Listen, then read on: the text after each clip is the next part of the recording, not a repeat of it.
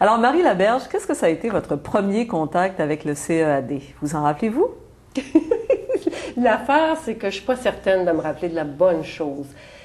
Il me semble que c'est Claire D., une auteure dramatique, qui travaillait beaucoup avec le Centre des auteurs, qui, je ne sais pas du tout où je l'avais rencontrée, là, mais qui m'a dit à un moment donné, « Tu devrais venir au Centre des auteurs, on a besoin de quelqu'un comme toi. » À ce moment-là, j'habitais Québec. Et j'en ai conclu, comme quelqu'un de Québec le fait souvent, qu'on avait besoin d'avoir une représentante des régions. Parce que ça, mais c'est pas mauvais. Le Centre des auteurs avait énormément à cœur de représenter plus que la région de Montréal. Et moi, j'ai trouvé ça très fin. Bon, je connaissais pas le Centre des auteurs. Dès que je suis entrée là, et je me souviens qu'à ce moment-là, c'était Claude Deslandes qui était là, je pense encore. Ça fait vraiment un petit bout de temps, ça. C'est les années 70. Moi, on va mettre les choses au clair. Je suis sortie du Conservatoire d'art dramatique en 1975. Et j'ai tout de suite commencé à écrire pour le théâtre, mais je ne l'ai pas montré tout de suite. La première pièce qu'on a produite, c'était Profession je l'aime, qui était un ensemble de courtes pièces. Et ça, c'était dans les années 70 encore. Donc, mon premier contact avec le Centre des auteurs, c'était l'idée de déposer un texte. Et c'est là que j'ai appris que pour pouvoir être accepté, il fallait passer l'étape du comité de lecture et de leurs commentaires.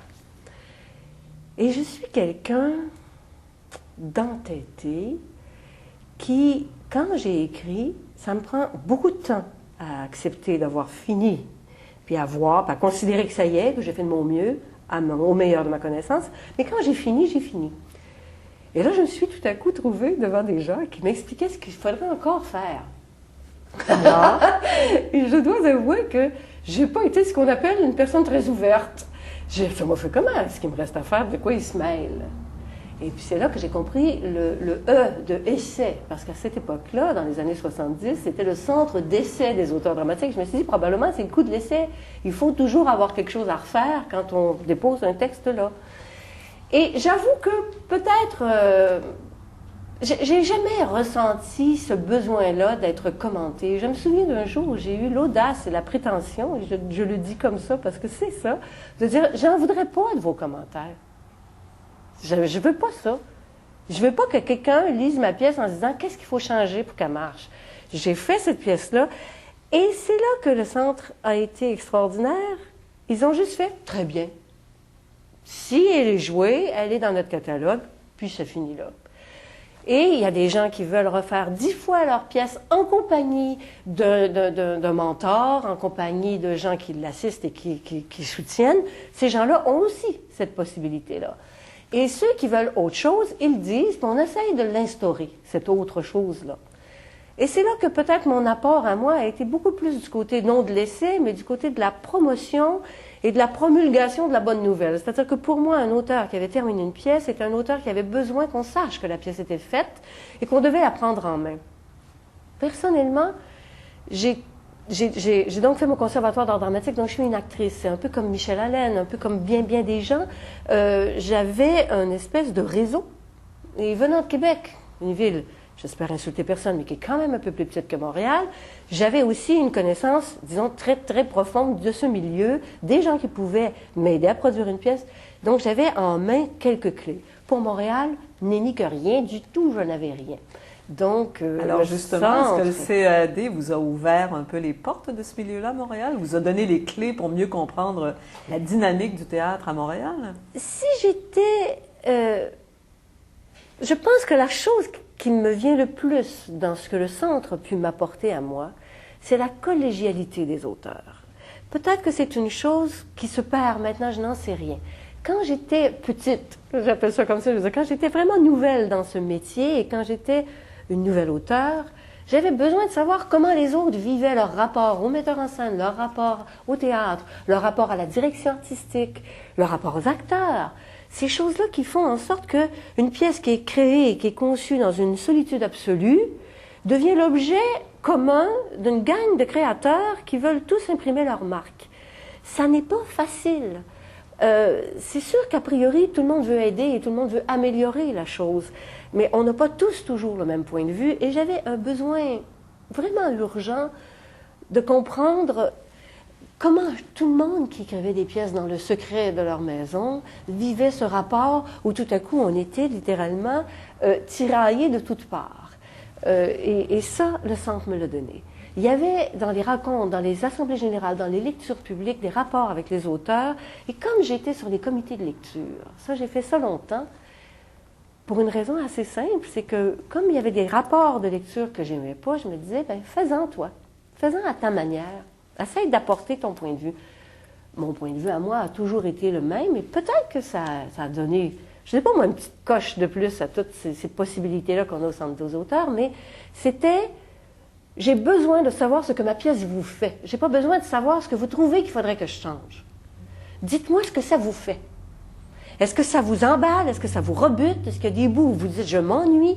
Est-ce que vous trouvez que c'est exagéré? Est-ce qu'il y a des bouts où vous avez tellement ri que vous n'en pouviez plus? Est-ce qu'il y a des bouts où vous avez pleuré? Dites-moi ce que ça te fait.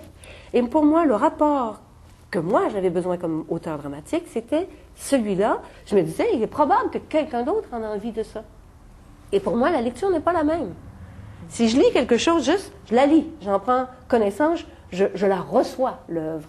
Et si je ne fais que la recevoir, je vais donner une opinion de quelqu'un qui dit « Moi, ça m'a fait ça. » Puis à un moment donné, je dis « Mais où je sais qu'elle s'en va? » Puis après ça, j'ai fait « OK, elle va là. » Et tout est devenu limpide. Ou « Non, c'est pas limpide. Je vois le truc, je vois la structure, mais je vois pas comment... » Bon, évidemment, c'est...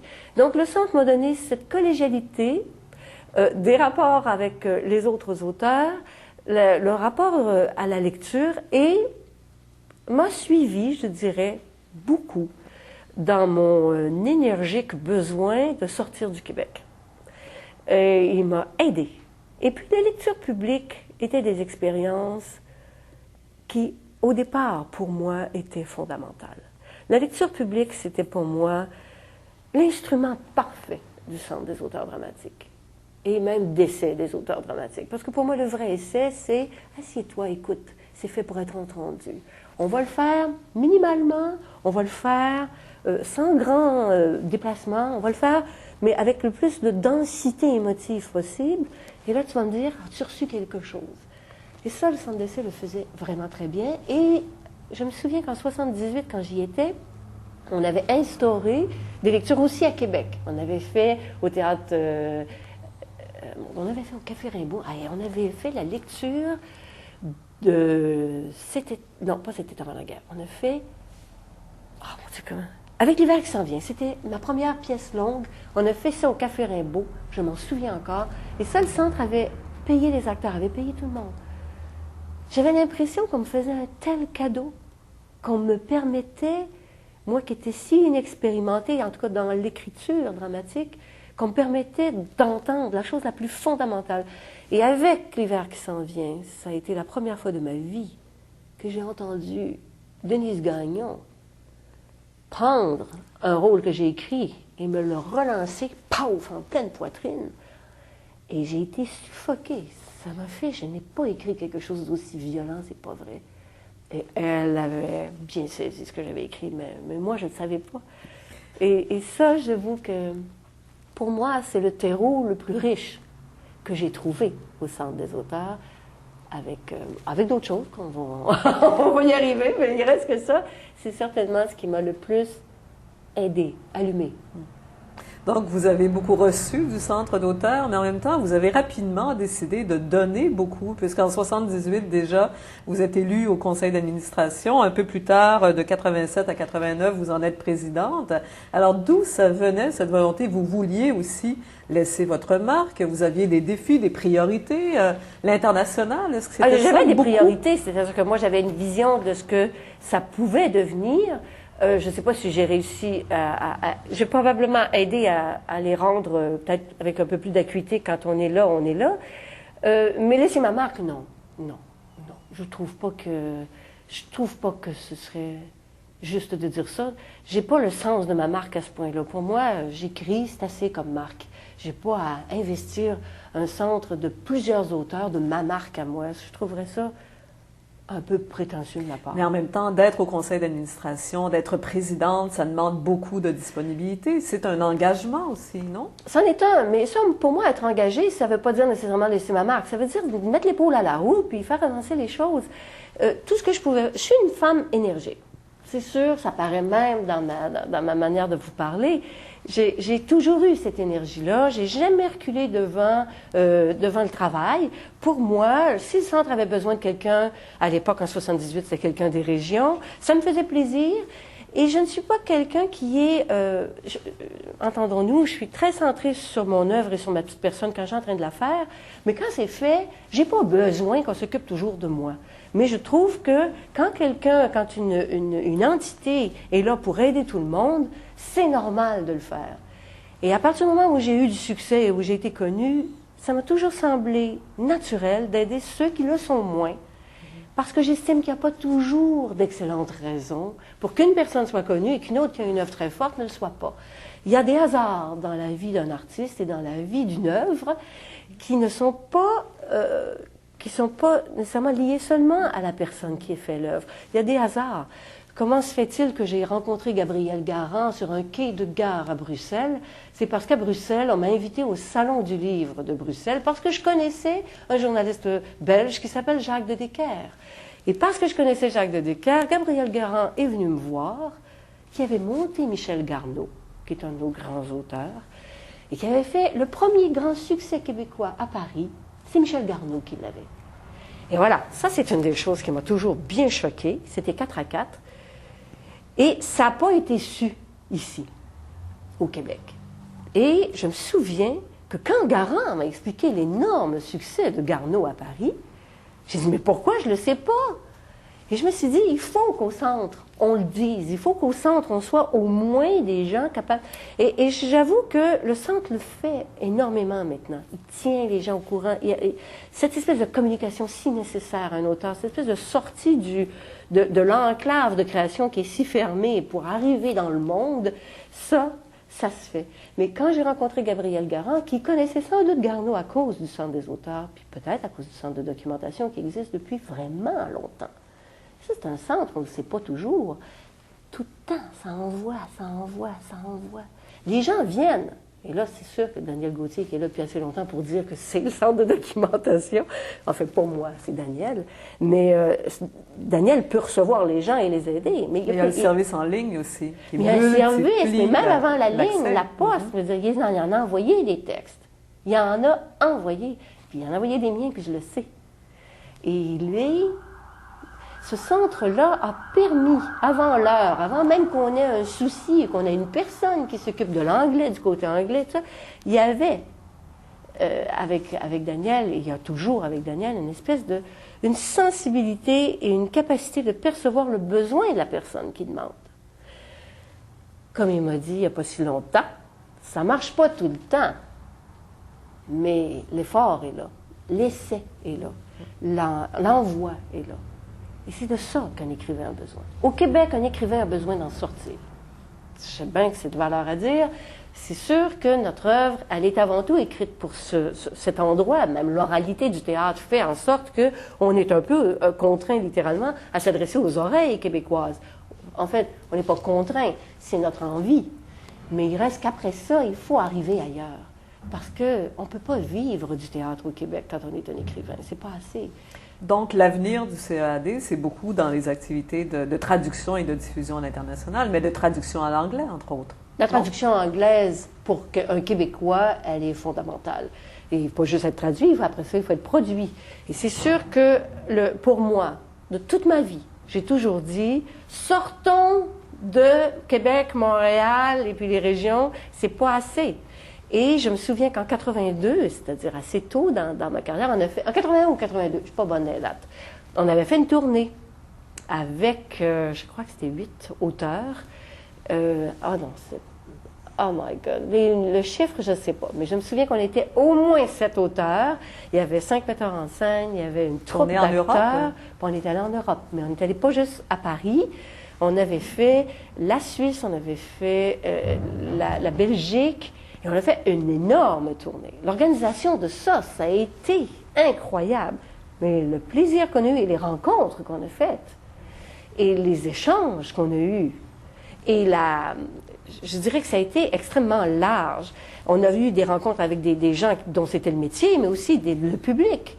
Et puis moi, je me suis aperçue assez vite à quel point, quelle que soit la langue d'origine, le théâtre, si c'est fort pour tout le monde. C'est pas fort juste pour chez nous. Et c'est important de continuer puis d'élargir les issues de la parole. Et ça, j'avoue qu'il y a eu déjà en 81, il y avait déjà eu une tournée. Je crois que c'était 6 ou 7 ans avant, peut-être en 75, je ne sais plus. En tout cas, avant que je sois là. Et cette tournée-là avait été prolifique, c'est-à-dire ça avait fait des petits, comme on dit. Mais celle de 81-82, ça a été encore mieux. Et je sais qu'ils en ont fait une autre après, avec des échanges de lecture. Et là, on a fait en sorte que les gens viennent. Et ça, ces échanges de traduction, ces rencontres. Moi, j'ai été à Banff à plusieurs occasions et j'ai rencontré des auteurs canadiens-anglais, notre grande ignorance, notre grande solitude. Et j'ai compris aussi à quel point c'était difficile, peut-être même plus difficile pour un auteur canadien-anglais d'être reconnu dans son propre pays que pour nous, les Québécois, qui avions une spécificité culturelle et un besoin de notre culture parce que ça nous affirme et parce que notre différence est ainsi marquée, alors que pour le théâtre anglais du Canada, l'écriture américaine et l'écriture canadienne-anglaise n'a pas tant de disparité que ça. Alors c'est sûr que ça s'amalgame et qu'on va immédiatement vers le succès de Broadway plutôt que d'aller vers le Nobody de Calgary, si je peux m'exprimer ainsi. Mais ça continue. Et même à New York, je me souviens qu'on avait eu une lecture de L'Homme gris à New York. En 86. Oh, ça avait été intéressant. Ça avait été extrêmement intéressant. Il y avait eu des gens là, je ne sais pas comment il y avait des psychiatres, il y avait toutes sortes de monde, et on avait eu une discussion inouïe après cette lecture-là. La pièce avait fessé. Ça, je me souviens que ça avait fait de la vague. Mais c'était bien fun. C'était une lecture organisée par le CEAD à ce Oui, moment-là. bien sûr. Alors que la production au Québec et en France, en 80, juste avant, 85, vous l'aviez faite indépendamment du CEAD. Ah oui, ah ben là, c'est sûr qu'il y a des systèmes de rencontres qui sont instaurés par le Centre des auteurs, mais qui ne sont pas parrainés de tout le long. C'est-à-dire que moi, je ne vois pas le Centre comme un étant responsable de la mise en œuvre des productions théâtrales partout dans le monde. C'est comme quelqu'un qui nous dit, je te donne des cartes, joue. Alors moi, j'ai eu un atout, je l'ai joué, ça a marché. C'est sûr que ça ne marche pas tout le temps, c'est vrai. Mais pour moi, le centre n'est pas quelqu'un après qui j'attends pour pouvoir avoir des choses. Quand le centre me donne une carte et me dit, regarde, il y a quelqu'un là-bas, je me souviens d'avoir essayé, je me demande si c'est pas Daniel qui m'avait dit ça. Ça pourrait bien être lui. Un théâtre à Chicago. Il m'avait dit, envoie donc tes textes, là. Il me semble que ça va les intéresser, ce théâtre de femmes. Il sait ça, ces affaires-là. Il nous les dit. Il les dit aux personnes. Il y a un esprit qui est tourné vers... Il y a un mot qui est très dénaturé, qui s'appelle service, mais qui pour moi est une forme de générosité achevée. Mais il y a ça, lui. Un service, c'est comment je peux aider cette pièce-là? Comment je peux aider cette pièce-là? Et je crois, je ne peux pas parler pour lui, mais je pense que c'est même pas toujours lié à l'amour effréné ou à la passion qu'il y aurait pour une pièce. Il peut avoir ses réserves, et je pense qu'il le ferait de tout cœur quand même. Bonsoir, c'est pas grave. Il ne va pas pousser uniquement l'œuvre. Mais je dirais que le centre, c'est un endroit, mais ça, c'est ma vision des choses et de toutes choses. Ça dépend de nous-mêmes, souvent, notre sort. Ça ne dépend pas des autres. C'est un instrument, le Centre des auteurs. Moi, quand j'ai été présidente, j'ai essayé d'ouvrir pour qu'on aille le monde comme possibilité. Je ne dis pas comme obligation, je ne dis pas comme rendement certain, comme possibilité. C'est pareil quand, à un moment donné, on a eu beaucoup plus de rapports avec les délégations du Québec dans différents pays, quand on a eu des rapports avec les ambassades du Canada, les services culturels. Ce sont des gens qui sont sur place et qui peuvent nous aider, et on les utilise. Ce sont des cartes. Mais en bout de ligne, on est responsable de notre sort. On est responsable de ce qu'on fait. Si on attend chez nous que le centre d'essai nous place quelque part, ben on va attendre. Et puis ça va être ça notre décision. Le Centre, en tout cas, a comme mandat, entre autres, de servir ses membres. Il y en a maintenant plus de 230. Est-ce que vous voyez parfois des dangers de contradiction entre les besoins des nouveaux auteurs, des jeunes ou moins jeunes qui arrivent, mais qui commencent dans le métier, et ceux qui sont déjà établis comme vous? Est-ce qu'on peut concilier tout ça ou il y aura peut-être des conflits intergénérationnels d'auteurs au Centre pendant les prochaines années? Je me souviens qu'au tout début, dans les années 70, ça fait quand même une trentaine d'années, ça. Il y avait... siècle dernier? Comment? Au siècle dernier? Au siècle dernier, il y avait beaucoup de jeunes auteurs et beaucoup moins de vieux auteurs. Maintenant, nous avons les deux générations, si ce n'est 3 ou 4 générations. En ouvrant à l'extérieur, et je me souviens que ça, c'était mon leitmotiv, plus on ouvre à l'extérieur et plus on assume ce qu'on doit faire pour ceux qui sont confirmés ici. Il faut donc chercher à les aider à ouvrir ailleurs. Ce qui ne nous empêche pas de continuer à aider à confirmer ici ceux qui poussent, ceux qui commencent, et les aider à achever l'œuvre. Et ceux qui ont... il y a toujours des dangers. Il y a des dangers à tout. Il y a des dangers à vivre, point. Et c'est parfait comme ça. On pourrait verser tout à coup dans, je ne sais pas, on va prendre un exemple, si un conseiller dramaturgique est totalement réfractaire au dramatique, au côté dramatique, puis qui trouve donc que c'est assez sombre la vie, puis qu'il va falloir alléger ça, tout ce stock-là, ben tant pis, ça va faire qu'on va avoir une dizaine d'années si les auteurs ne tiennent pas leur bout, et ça, encore une fois, ça revient à l'auteur. Nous avons des responsabilités. Quand on signe un texte, on signe aussi nos erreurs. Si on a envie de signer celle des autres, ben c'est notre affaire. Puis c'est tout. Mais moi, je ne pense pas que le Centre peut, à lui tout seul, donner une courbe à la dramaturgie québécoise. Il peut aider tout ce qui se présente. Son rôle à lui, c'est rester ouvert. Rester ouvert. Je sais bien qu'il y a des modes. Je le sais bien. Je suis arrivée dans les années 80, c'était les années du féminisme. Si on n'était pas un petit peu polémique, ça se pouvait pas. J'haïssais ça pour mourir. À moi de faire ma job. À moi de me débattre sur ce qu'on dit de mon œuvre ou sur ce qu'on veut que mon œuvre veuille dire. Pour moi, il y a vraiment des partages. Il faut voir le Centre comme un centre et non pas un responsable d'une chose. Ça se peut qu'on ait des virages tout à coup sur, je sais pas moi, on va dire n'importe quoi. Mettons que la Chine se met en forme, là, puis qu'elle veut absolument avoir de la dramaturgie, puis que l'anglais baisse, puis que le chinois monte. Ben ça se pourra. Est-ce que c'est une bonne idée ou une mauvaise? On fait assez de réflexion après pour faire notre ménage. Et puis, c'est pas grave si on fait une erreur. On essaye, c'est tout ce qu'il faut. Pour moi, ce qui est vivant risque d'être mortel et risque d'être accidenté et risque d'être risqué. C'est parfait comme ça, c'est pas grave. Je pense, moi, que j'ai toujours eu des réticences sur ce que j'appelais, moi, l'assistanat un peu trop poussé du jeune auteur. C'est mon point de vue. Je sais qu'il y a des tas d'auteurs qui ont besoin de faire 12 versions. C'est leur affaire, c'est pas la mienne.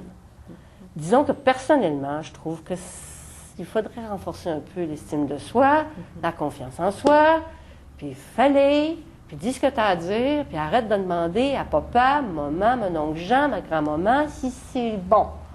C'est mon point de vue, et je pourrais choquer beaucoup de gens en disant ça. Mais c'est le mien.